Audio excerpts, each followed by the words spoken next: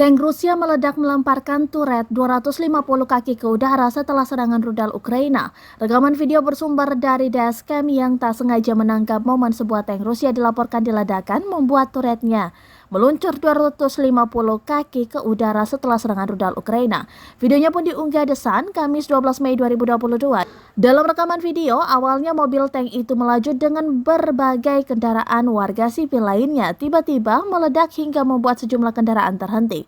Ada pula seorang pria yang berlari menghindari ledakan. Sejumlah prajurit yang ada di dalam tank itu kemungkinan tentara Rusia terlihat mati-matian mencari perlindungan.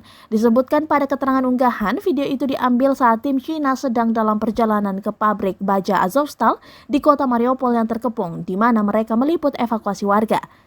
Meskipun tidak banyak yang diketahui tentang jenis tank dan jumlah korban atau jenis senjata yang menghancurkannya.